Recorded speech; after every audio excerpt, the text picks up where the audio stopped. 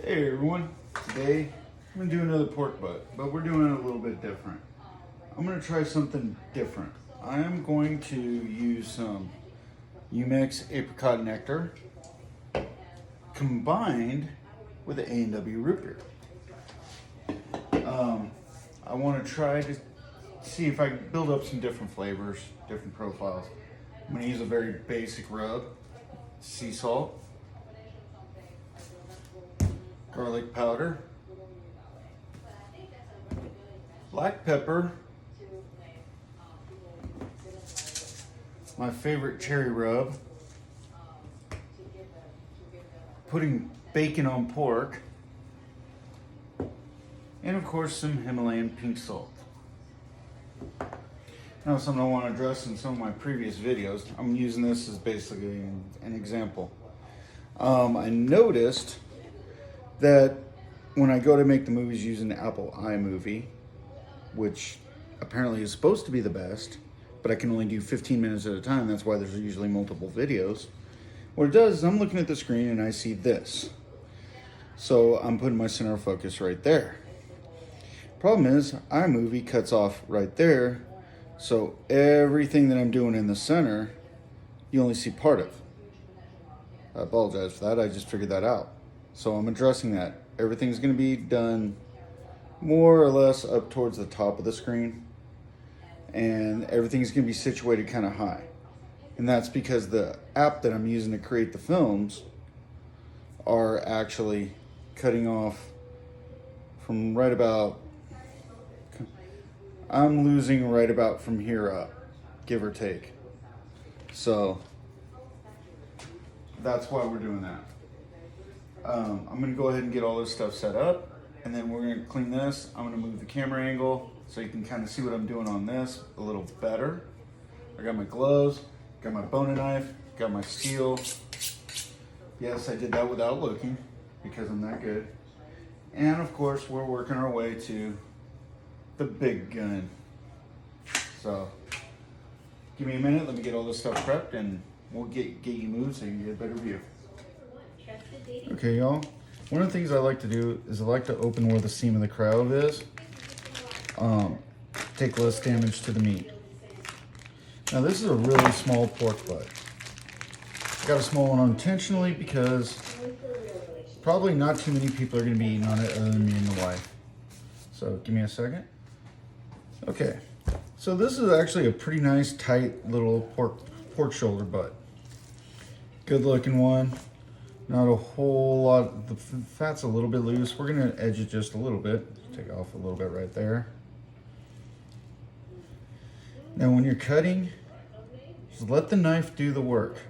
Don't force it. Forcing it does one of two things. A, you lose track of where the blade is going. It doesn't track where you want it to go and ends up taking some of the meat. And B, if the knife happens to be a little bit dull, you can actually hurt yourself. Dull knives are significantly more dangerous than sharp knives. That works both in cutlery and in real life.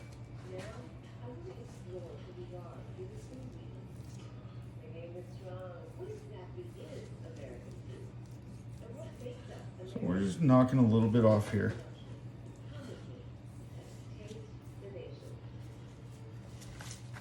Now, I'm going to try to do this if I can see it.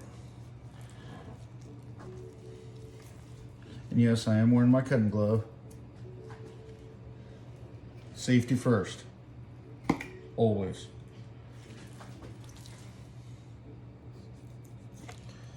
Now right here, if you can see that, it's a little gland. Tastes nasty. So if you can see it, to cut it out, go ahead. Sometimes it's got a big brother. That's not actual pork meat, that's a gland. Just want to set this to the side. Okay, so the first thing we're going to do is we're going to inject some apricot into this bad boy.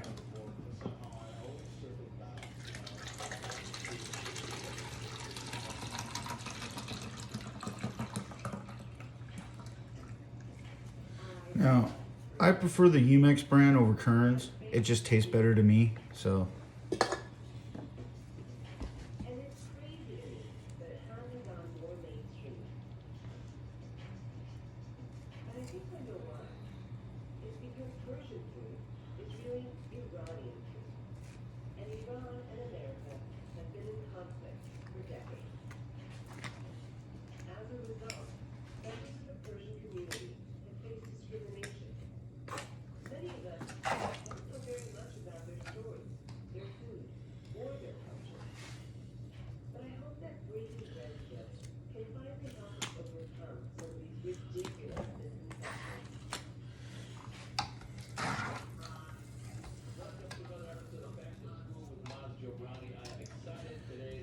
One of the really cool things when you're injecting, I always love it and I always mention it, is watching the swell up.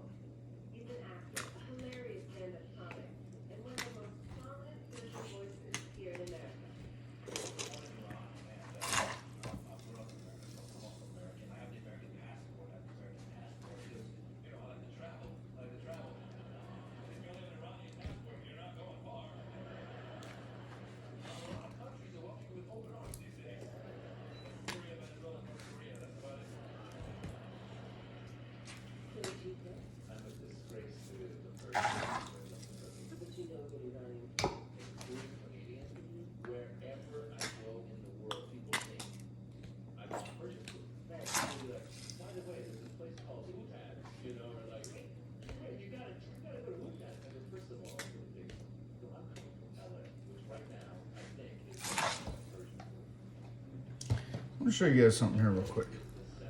This thing has a beautiful little money muscle right here. That's gonna be super tender. Okay, now we've loaded it full of apricot. Now we're gonna try the experiment. We're gonna load this bad boy full of root beer as well. Now,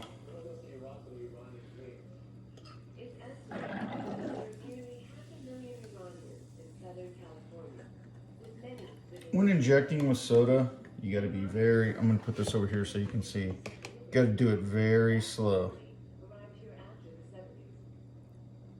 because it'll foam up inside the ejector.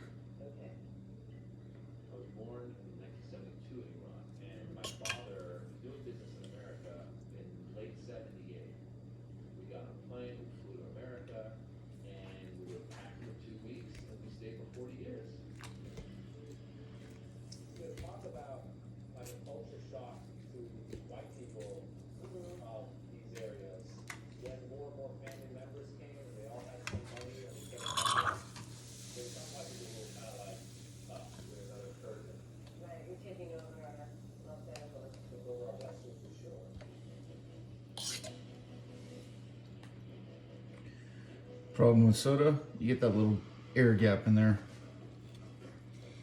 Now, I've never tried this before. If anyone has ever tried it, let me know how it worked out. You know, there is a comment section back down there. You know, all comments are appreciated. Just like I love it if you guys talk smack. You know, like my brother, for example, I tease him about, he's got a pellet smoker, and I tease him that it's an easy bake oven.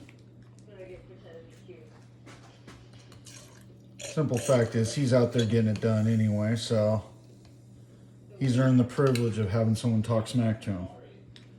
Someone doesn't get out there and blow the smoke, they don't have the privilege. And he's my brother. I mean, aren't brothers supposed to talk a little crap to one another once in a while?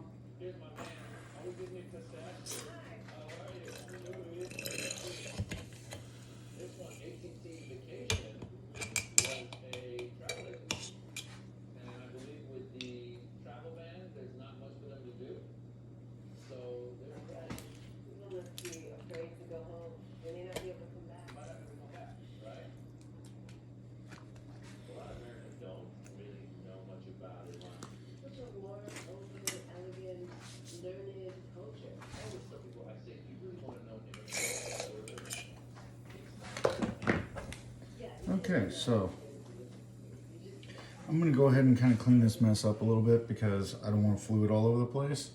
We'll be right back. Maybe. Okay, now we got my board all cleaned up. Let's go ahead and season this bad boy. First thing, we're gonna salt it first.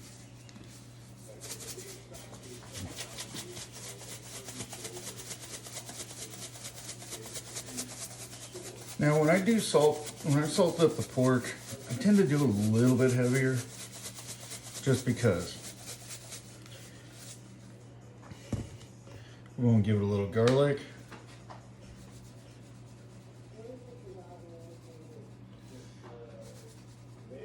I like garlic and pork. And some pepper.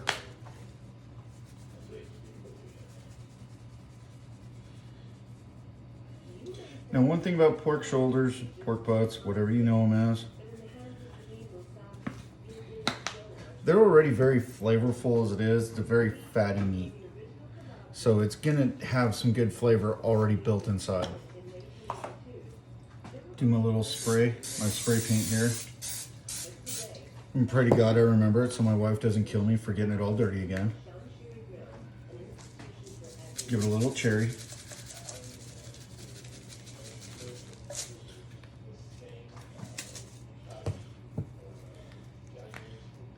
Yes, I know maple bacon on pig is redundant, but it adds that caramelized sweetness to the outside that just makes it taste so much better.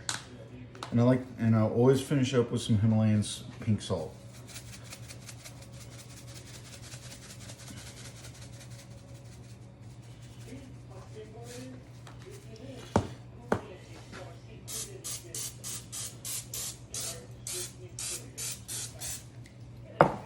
Flip this bad boy over.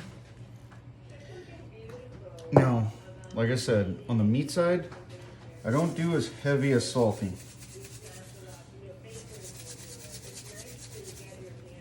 as I do on the fat side. A lot of it is I'm trying to dry the fat out a little more. Pull that up, kind of, there's some fat in there. I want to burn it down a little bit. Just as it looks kind of snowy is when you want to stop. Again, being from garlic country, we like our garlic. No vampires live in this house, let me tell you.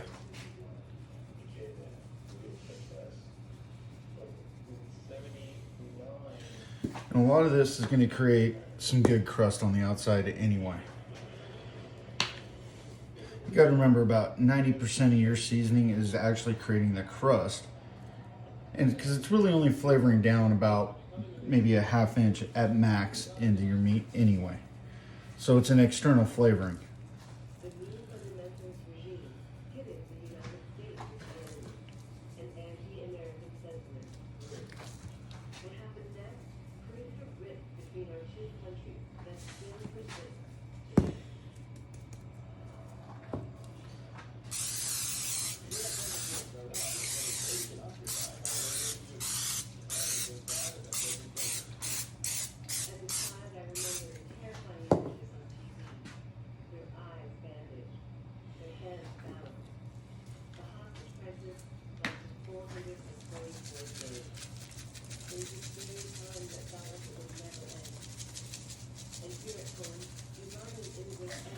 Do tend to add a little extra cherry on the meat side of a pork butt because it does give that crust just that little extra oomph.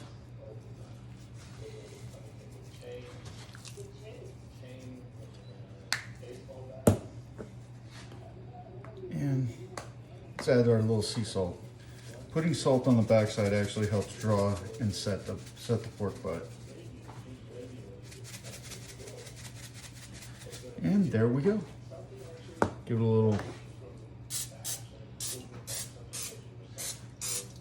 lock it in, and away we go. Next up, putting it on the fire.